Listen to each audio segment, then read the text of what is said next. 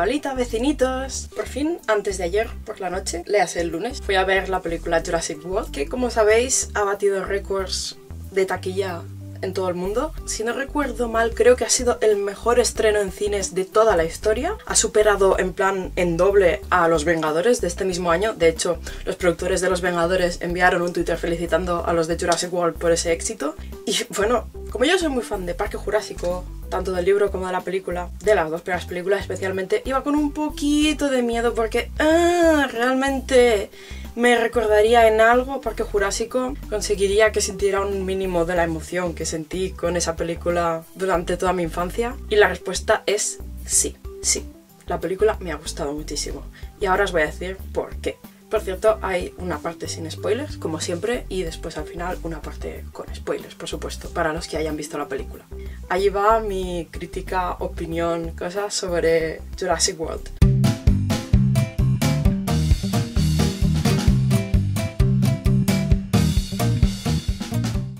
Empezaré diciendo que me ha parecido que es la segunda mejor película de la franquicia.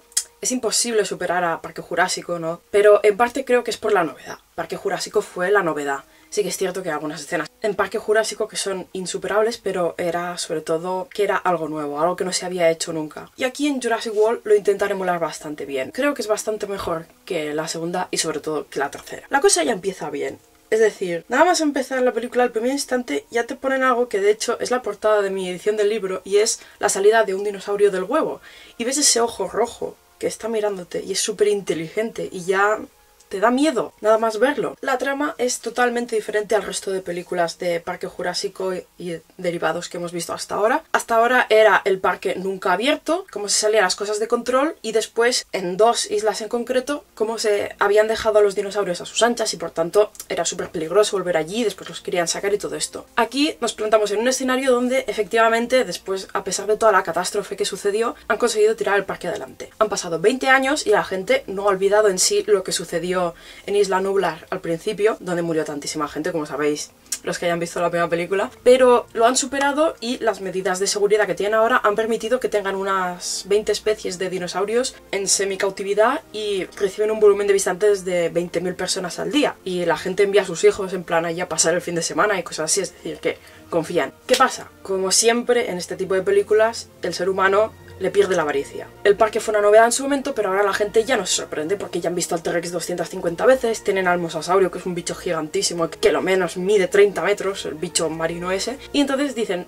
ya no sorprende, entonces ¿qué vamos a hacer? Vamos a crear un híbrido. Un híbrido que tiene parte de Tiranosaurio Rex y parte de otras cosas que solo sabes hasta más adelante en la película, y que por lo tanto es una especie totalmente nueva. Citando a Ian Malcolm de la primera película, no puedes controlar animales que están sacados de su contexto espaciotemporal, y efectivamente este nuevo dinosaurio, que se llama el Indominus Rex, tiene capacidades que se están descubriendo poco a poco con el tiempo y que escapan a lo que ellos planeaban. De hecho, para empezar, es mucho más grande de lo que ellos pensaban cuando le hicieron nacer. En este contexto aparece Claire, interpretada por Bryce Dallas Howard, actriz a la que adoro totalmente por la película Crías y Señoras, donde hace de mala, pero de manera alucinante. Es como la directora ejecutiva del parque y contacta con Owen, interpretado por Chris Pratt, que es un experto en velociraptores. De hecho, ha conseguido mediante una especie de terapia de grupo o algo así, que los velociraptores le consideren parte de su grupo y por lo tanto poder controlarlos más o menos. Claire contacta con Owen para preguntarle si el cerco donde tienen al Indominus Rex es lo suficientemente seguro en su opinión, ya que está acostumbrada a tratar con dinosaurios carnívoros. Nada más llegar, el Indominus ha conseguido burlar la seguridad y acaba acampando tranquilamente por el parque. Una situación que para nosotros nos es archiconocida y ya sabíamos que iba a pasar. Por supuesto, todas las medidas de seguridad del parque, aunque estén al 100%, no prueben todas las cosas que va a intentar hacer el bicho, y con una isla llena de turistas, unas 20.000 personas, obviamente evacuarla sin que haya bajas es misión imposible. Y aquí es cuando empieza la crisis. Realmente los primeros minutos de película se los pasan enseñándote cómo es el parque en la actualidad y todo parece funcionar bien. La verdad es que el diseño del parque es estupendo. Tal como dijo Hammond, no hemos reparado en gastos. Es un portento, un despliegue de imaginación. Desde la atracción del mosasaurio, que tienen una enorme piscina donde le dan de comer un tiburón para hacerlo salir y después hunden los asientos del público a través de un cristal en el agua para que vean al animal nadando en su medio, y esas atracciones donde los niños pueden relacionarse con los dinosaurios herbívoros bebés y todas estas cosas, es impresionante. Pero aunque la cosa esté funcionando, tú como persona que ha visto las 3 anteriores películas de Parque Jurásico sabes que todo es solo una ilusión de calma y de seguridad y que va a tardar nada en que se salgan las cosas de madre y acaben los bichos campando por ahí y empiece el descuartizamiento. Entonces tú estás sentado en tu butaca mirando la pantalla y estás esperando el momento en el que el bicho salga y empiece a comerse a gente, porque sabes que eso va a suceder. Y la verdad es que hay algunas muertes que no dejan indiferente a nadie.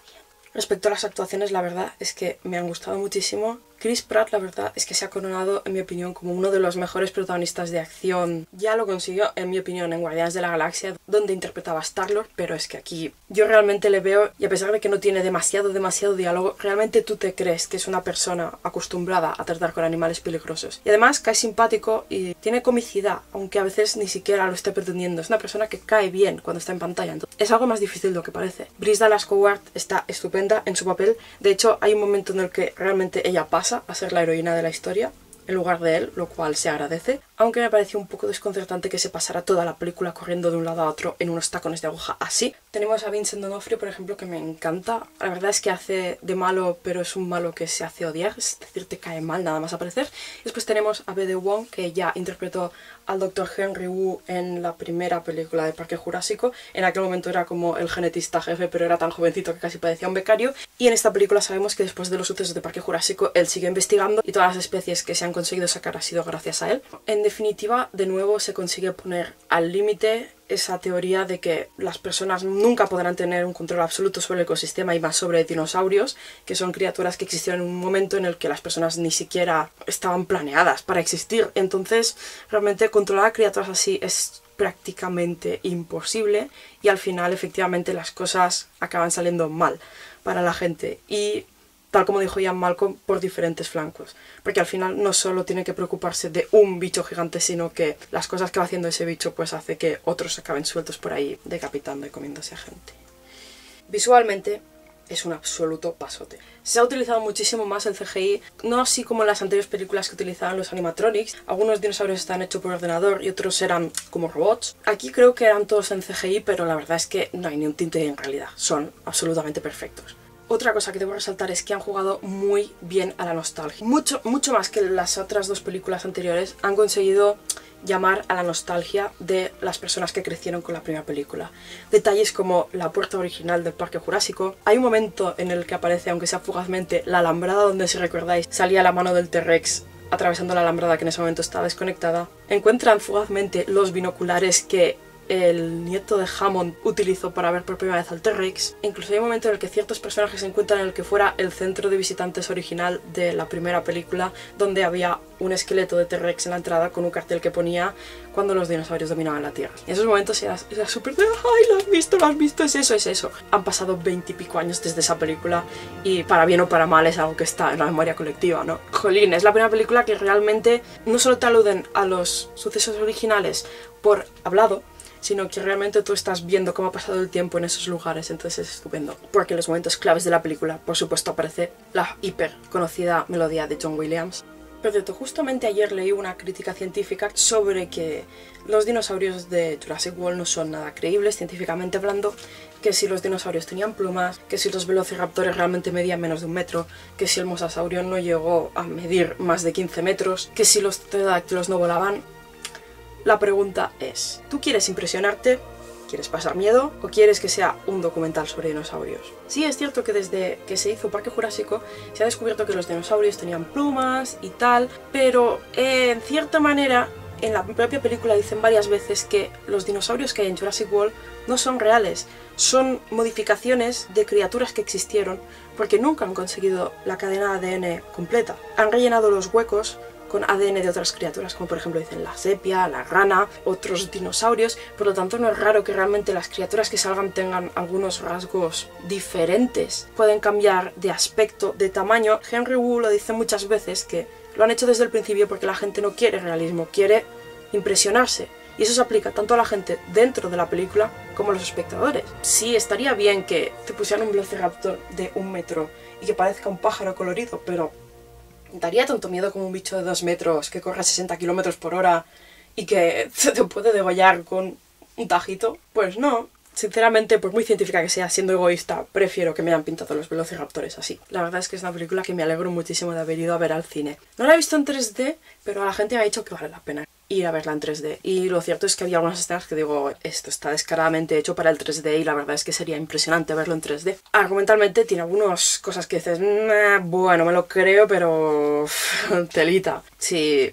Lo que quieres es impresionarte y pasar miedo. Jurassic World yo creo que cumple con creces. Ahora vamos a la zona spoilers. Por favor, solamente comentar 2 o 3 cosillas que me han parecido así como relevantes y que no puedo quitarme de la cabeza. Una, la gente, y bueno, yo en particular, los amigos con los que fui al cine, criticaron mucho el hecho de la relación entre el personaje de Chris Pratt, que es Owen, con el grupo de velociraptores. A ver, yo sí que es cierto que hay algunos momentos en los que digo, esto no me lo acabo de creer, pero la verdad es que me ha parecido mucho más creíble de lo que me esperaba cuando vi el tráiler, porque él explica varias veces que no es que él los controle, no son como mascotas que dice, haz esto y ellos obedecen, no, él es parte del grupo. De hecho, hay un momento en el que dice algo que puede pasar desapercibido porque solo lo dice una vez, pero que me parece muy importante para comprender la relación que tiene con los velociraptores. Él dice que nada más nacer les crea una impronta. Cuando un animal se impronta con seres humanos, significa o bien que ese animal crece creyéndose un ser humano, o que a la persona que le ha adoptado como padre, digamos, lo considera como parte de su propia especie. Por lo tanto, yo entendí que ellos, los 4 velociraptores, ven a Owen como un velociraptor más. Y de ahí la explicación de por qué Blue, que es la hembra beta, ve a Owen como su macho alfa. No hay otra manera en la cual ellos podrían considerarlo el alfa del grupo si no lo consideran de la propia especie. Y de ahí que no obedezcan órdenes más que de él. A mí personalmente el Indominus es un bicho que me da muchísimo miedo. Aparte de que es feo como pegarle a un padre con un calcetín sudado, ese momento en el que te das cuenta de que puede cambiar de color a lo camaleón es como, oh Dios, ¿qué me estás contando? De hecho, la primera vez que se dan cuenta de que se está camuflando, que están los soldados así y ves los árboles que se mueven, yo tardé varios segundos en darme cuenta de que el bicho estaba ahí y me caga un poco de miedo. Pero es que hace todo, camufla su calor corporal, cambia de color y además es súper inteligente. El momento en el que encuentran el cacho de carne con el sensor que le han puesto para poder localizarlo, yo era algo que ya me esperaba, pero me dio mucho canguelo porque no solo es fuerte, enorme y destructivo, sino que encima es listo. Hola, me cago de miedo. Y el momento que ya me dio horrorcillo, aunque realmente ya lo había visto en el tráiler, es cuando Owen y Claire bajan del jeep y ven que ha dejado un rastro de brontosaurios y dice la frase: no está cazando, solo está matando por placer. Yo personalmente estaba así, jajajaja. Por cierto, hay otra frase lapidaria que a mí me mató y que tengo unas ganas absolutas de ponérmela en una camiseta o en un póster o lo que sea. Y fue lo de: esta criatura ha crecido en aislamiento durante toda su vida. Ni siquiera sabe lo que es ella misma. Y ahora es cuando viene la frase lapidaria. Está intentando averiguar qué lugar ocupa en la cadena alimentaria. Y más nos vale que no lo descubra nunca. Fue como, joder, me acabo de dejar planchada. Hay un momento que sí que me chirrió un poco, que fue como... La batalla final es absolutamente impresionante. Es decir, el momento de nos faltan dientes. Bryce Dallas Howard coge la bengala y se va corriendo a llamar la atención del tiranosaurio Rex original y hace que se enfrente con el Indominus. Y también está Blue, la velociraptor, por ahí saltando. Están todos peleándose entre todos. La batalla esa es totalmente impresionante porque ves a los 3 bichos más temibles de la historia enfrentados, todos contra todos. Y después, cuando ya crees que todo está perdido, aparece el mosasaurio y dice ¡ah! Y se come a la Indominus y se la lleva para la piscina. ¡Hala, papi, qué hambre! Y en ese momento se quedan solos el velociraptor y el tiranosaurio Rex. Son las 2 criaturas más agresivas que han salido en las anteriores entregas de la franquicia. Lo que tú esperarías es que se enzarzaran ellos mismos en una batalla. Pues no, dicen ¡hasta luego! Y se va cada uno por su lado. A mí ahí eso me chirrió un poquito porque son los 2 depredadores más fuertes que han aparecido hasta ahora, que apareció el Indominus. Lo normal sería que intentaran atacarse mutuamente, o al menos la Velociraptor debería haber huido en ese momento porque, como bien se dice, atacan en manada. Luego, estando ya sola, lo normal sería que hubiera huido, cuando obviamente no tiene muchas oportunidades contra la Tiranosaurio Rex. Pero no, es como parte amistoso y es... me lo voy a creer porque el resto de la película me ha gustado mucho, pero... no me acaba de cuajar, la verdad. La verdad es que la película, personalmente, me gustó muchísimo. La disfruté mucho. Y de hecho, nada más el primer momento en que la Indominus se esconde dentro del cercado, haciéndoles creer que ha salido fuera y ha hecho los arañazos solo para despistarlos, y que después está allí dentro, sale, se come a un tío, y Owen tiene que rodar debajo de un coche y rociarse con gasolina para que no lo huela, ya me cagué de miedo. Y como yo, el resto de gente que estaba conmigo en la sala, porque notabas un silencio de esos de tensión. Y eso, después de tantos años viendo películas sangrientas, agresivas y tal, es más difícil de conseguir de lo que parece. No creo que se acerque ni en lo más mínimo a Parque Jurásico, a la impresión que nos produjo Parque Jurásico en su momento, pero desde luego es muy buena opción para pasar un buen rato y saber qué podría haber pasado con ese parque si realmente hubiera acabado funcionando. He dado bastante la lata, se nota que me ha gustado bastante la película. Espero que os haya gustado tanto como a mí. Hasta luego.